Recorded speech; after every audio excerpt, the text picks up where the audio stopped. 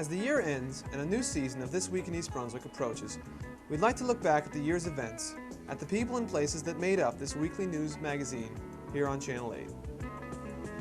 We started the year with the swearing in of 3 Township Council members, Michael Baker and Elaine Denahan, both new to the council, and incumbent Jerome O'Connor. Then came the blizzard of '83, as it was called, one of the heaviest snowfalls to hit the area in many years. News features centered on the snow removal efforts by the Department of Public Works. Later this year, we looked at leaf collection operations by the same department. We looked at the many functions of the Department of Public Safety as discussed during the Township Council meetings, and, in a special feature, met Sergeant John Jensen, coordinator of the new Canine Unit, and his police dog, Odin. We highlighted the library on many occasions. Once when a Channel 7 news crew came to investigate the Kurzweil optical scanner, a machine which reads books to the blind, and again, when award-winning science fiction author Isaac Asimov came to speak. We included lots of library exhibits and programs, many sponsored by the East Brunswick Arts Commission. Since 1983 was Ethnic Heritage Year here in town, the Arts Commission was busy with numerous programs. A Touch of Spring highlighted Oriental culture and featured the Rutgers Oriental Chorus. An Irish celebration featured singing and dancing and even traditional Irish storytelling. African American classical music, or jazz, made up one of the Sunday afternoon programs. And it was all wound up with the September Fest, which brought together craftspeople, many different types of cuisine, and an afternoon of performances ranging from local choral groups to an Indian dance troupe. Other arts-related stories took us to Playhouse 22, where we watched a musical being made. We even turned the cameras back on ourselves at the video department and showed a Girl Scout troop touring our studio.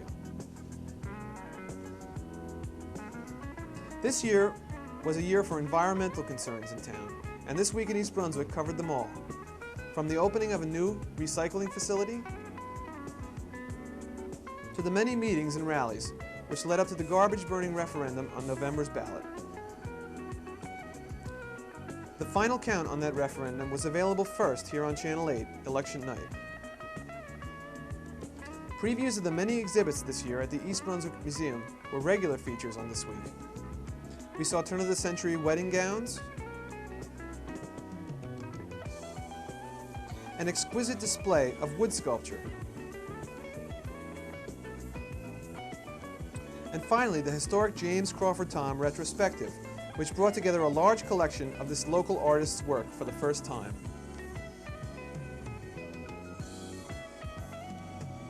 Township historian Richard Walling was also in the news this year. He organized an archaeological project which identified and excavated a slave burial ground in town. Slave remains were discovered and reinterred in a formal grave plot in the Chestnut Hill Cemetery. We watched the Senior Citizen Center move towards its 1984 opening and looked in on the Senior Citizens Olympics at Bicentennial Park. Adrian Eisner and Mary Tenaccio of the Office of Consumer Affairs appeared each week with valuable information on every conceivable consumer topic, from swimming pool maintenance to new government legislation. Coming up later this week, Adrian will discuss the AT&T divestiture as the third part in her three-part series. At the high school, we taped the annual senior variety show and covered the regional hoopla which grew out of it. We saw the class of 1983 graduate this past June.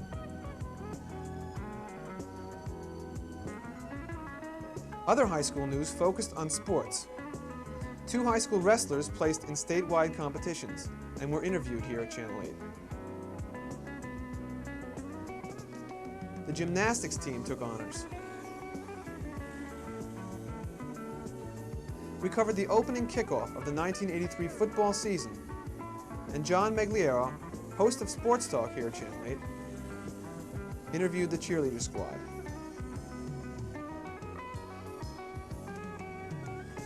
John doubled as our This Week sports reporter this year and introduced us to several interesting local sports personalities.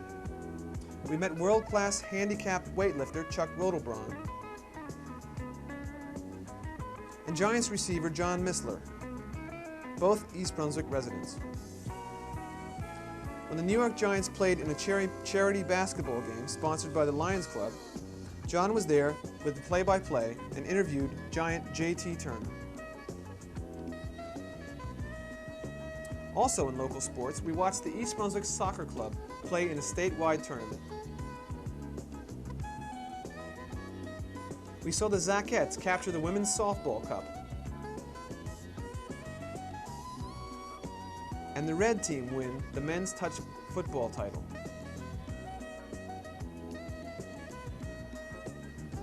We also covered the annual Doug Friedman Memorial Tennis Tournament. A big sporting event in town has always been the 10K run, and this year it was bigger than ever. The 1,400 runners competing were led across the finish line by British runner Terry Colton. In June, the Guiding Light All-Stars, members of the cast and crew of the Guiding Light soap opera, came to the area for a game of softball with the local area All-Stars.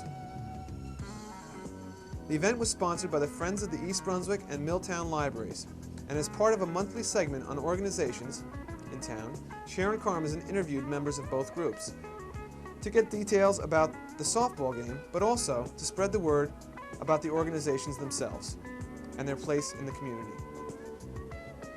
Over the course of the year, Sharon spoke to other groups, such as the Chamber of Commerce, the Animal Rescue Force, Planned Parenthood, the Lions Club, and the East Brunswick Sea Scouts. Often, in addition to these studio interviews, This Week went on location to see the clubs in action. One weekend, we took the Garden Club tour of town and presented it as a special 10-minute feature. We visited the Kiwanis Club Antique Auto Show and met some of the antique car collectors. At the county fair, we saw the booths and displays of many local organizations, including the 4-H.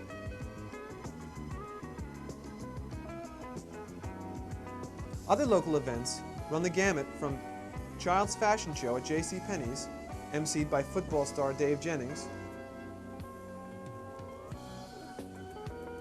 to a visit from Senator Bill Bradley. And of course, there's the annual Independent Fire Company open house.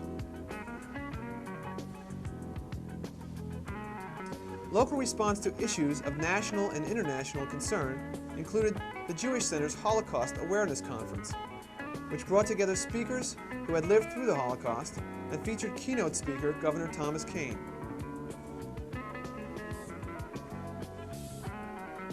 The problem of hunger was also addressed locally by the annual Crop Walk.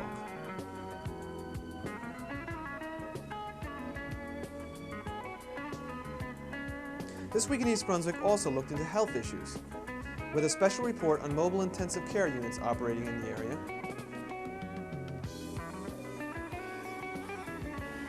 and a series on infant care produced in conjunction with the Children's Department of the library. A regular feature on This Week has always been coverage of the Township Council meetings, which often is in the form of a 5-minute synopsis of the meeting, but has gone to 20 and 30 minutes for such hotly contested topics as the Township Real Estate Revaluation, the Garbage Burning Referendum, or the SSMA project. Next year is a big election year in town, with mayoral and council seats up for grabs. Channel 8 will help to keep you informed on these important political races. Finally, Channel 8 has celebrated seasonal holidays on This Week in East Brunswick. On Memorial Day, we taped the parade.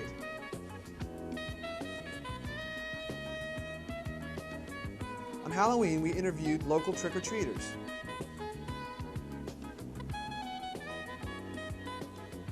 And this year, we cablecast segments of both the Township Christmas and Hanukkah celebrations as seasonal features.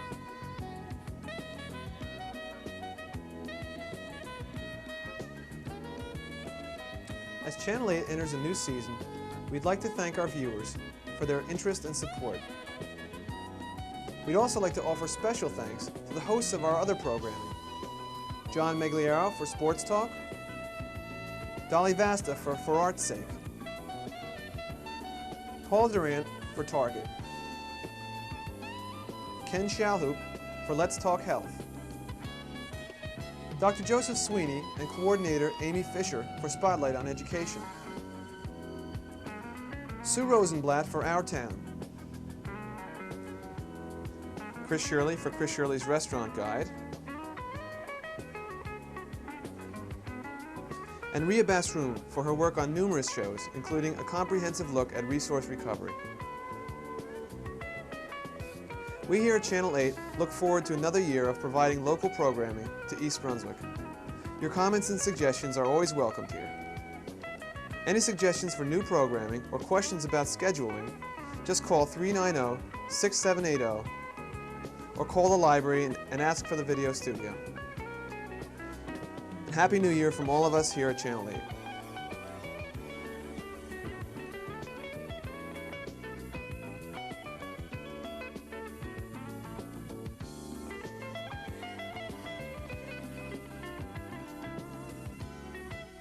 Hi, my name is Betsy, and I'm one of the children's librarians here at the East Brunswick Library. Have you ever wanted to write a story? Well, we had a program here called Create a Tale, where some children came in and wrote their own stories, and today you get to listen to 3 of the best stories. Our first storyteller, Andrew Lake, is in 5th grade, and his story is called The Dead Volcano. The Dead Volcano. In medieval times, there is a group of 5, a sorcerer, fighter, elf, clerk, and a thief. Their names were Merlin, Sorgos, Midget, Suver, and Scown. They all had magic powers. The group heard about a dead volcano, but no one dared to go there because a few years ago a man went to explore it and never came back. The group of 5 still wanted to go to the volcano because there was tales of valuable jewels. One day the group of men went to explore and find riches. Inside the volcano, on the floor, there is a foot of murky water with algae. The men came to a fork in the hallway. They decided to go straight. After a while, they saw this big, fierce man-eater about 7 feet tall. Sorgos pulled out a magic arrow that did barely anything. So, Merlin used a fireball that killed it instantly. The 5 went on through the passageway. In no time, they came up to a tunnel leading left. When they decided to take the passageway, they came to a room and saw a floating stream. There were also 6 kayaks. They took 3 and put them on the stream and got in. They came to this room where there were boxes and boxes of riches. As they laughed and jumped for joy, the men sent Sorgos back to get the other kayaks. They loaded up the riches. They went back to the other room and came out the same way they came in. The group of 5 lived like kings from then on. Our next story was written by Mike Gatos. He is in 6th grade at the Memorial School, and the name of his story is A Dangerous Idea. A dangerous idea. It was Friday, and it was 3:10. I was looking forward to having a good weekend and playing with my friends after school. I finally ended up at Brian's house, which was in South River. At 5 o'clock, I decided to go home because it was getting dark, and I did not tell my mom where I had gone. I really did not want to walk home, so I thought about hitchhiking. I realized how risky it was, but I really didn't want to walk home, so I stuck my thumb out to catch a ride. A lot of people drove by, astonished to see a kid as young as me doing this. Finally, some old man stopped in a van and asked me where I was going. He said he was going to East Brunswick so he could give me a ride. As soon as I got in, 2 big guys jumped out at me from the back of the van. They gagged me and tied my legs and arms to the seat. I could tell that we were not going to East Brunswick, and I got scared. We pulled off the road onto some dirt path, drove pretty far down the path, and then we stopped. The man untied me and told me to get out and not to do any funny stuff. I was walking out and I thought, slammed the door in their faces, and then go hide in the woods. I walked down out of the van, and I slammed the door as hard as I could. I hit the guy with the knife in the nose so hard with the door that all I could see was blood. Then I ran. Lucky for me, the woods were close by, or else they would have shot me. I hid in a sort of little cave that had some semi-thick dowels. Then I thought of my plan. I would wait for them to come looking for me. Then when I heard them coming, I would lift myself up and fall on them, swinging and swinging. I would try to hit one of them in the head so I could knock them out. A few minutes later, I heard them coming, so I lifted myself up, waited for them to come in, then I dropped and knocked all of them out. I looked in the old man's pocket and found the keys. I got back to the van, drove to a phone, and called my mom, and she picked me up. There was one thing I learned from this, and it was never hitchhike. No matter how harmless someone looks are deceiving.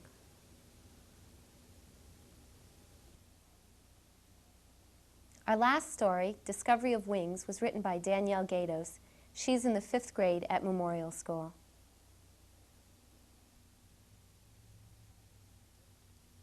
The Discovery of Wings. It was noon in Sashuan. The village clock struck 12 times. Everyone walked calmly to Sashuan Square. The Sashuan people were short and purple, and they had long, thin scales on their backs. But the scales were of no use to them.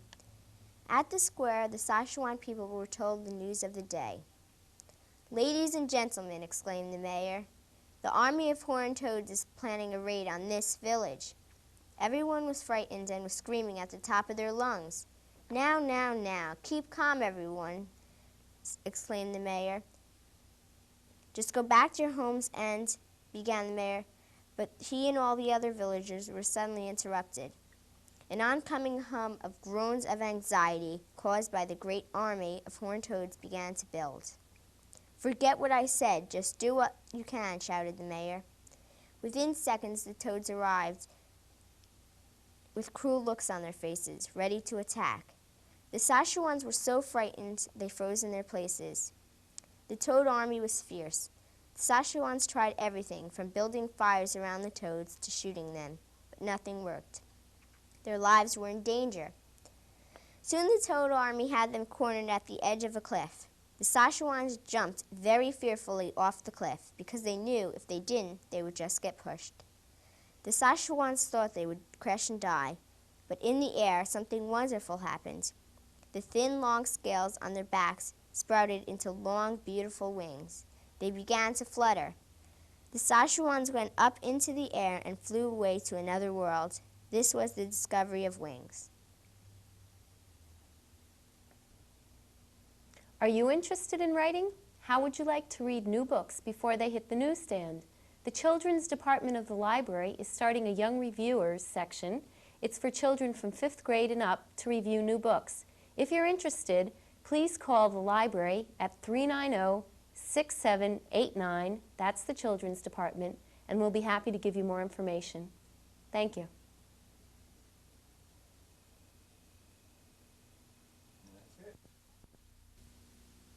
Hello, and welcome to Consumer Aware. I'm Adrienne Eisner of the East Brunswick Consumer Affairs Office. For the past few weeks, we have been talking about the divestiture of AT&T and how it will affect you as telephone customers. By now you realize that you will be dealing with different phone companies based on particular needs. You will be dealing with AT&T Information Services for purchased or leased equipment, AT&T Communications Services or another long-distance carrier for your long-distance calls, and New Jersey Bell for lines and local service and toll calls within your service or area code. Your monthly bill will be reflecting this. Don't be intimidated by the 8-page bill you will be receiving shortly and every month thereafter. If you read it carefully, you will see that it is logical and is merely a record of the services that you are actually receiving. By now you probably realize you will be dealing with New Jersey Bell for your basic line service. So therefore, your bill will be coming from New Jersey Bell. The first page of your bill will be a summary of all charges. It will include charges for New Jersey Bell, ATT Information Systems, ATT Communications. The following pages will be explanations of the items that appear on that first page of your bill. Page 2 will be a detail of New Jersey Bell current charges. Page 3, a detail of current charges for ATT Information Systems. Page 4 will be a detail of current charges for ATT Communications. Page 5, a detail of other charges and credits for New Jersey Bell. Page 6, a detail of other charges and credits for ATT. Page 7, a New Jersey Bell detail of itemized calls. And page 8, a detail of itemized calls for ATT Communications. The important thing to remember is that page 2 through page 8 are a more detailed explanation of what appears on page 1.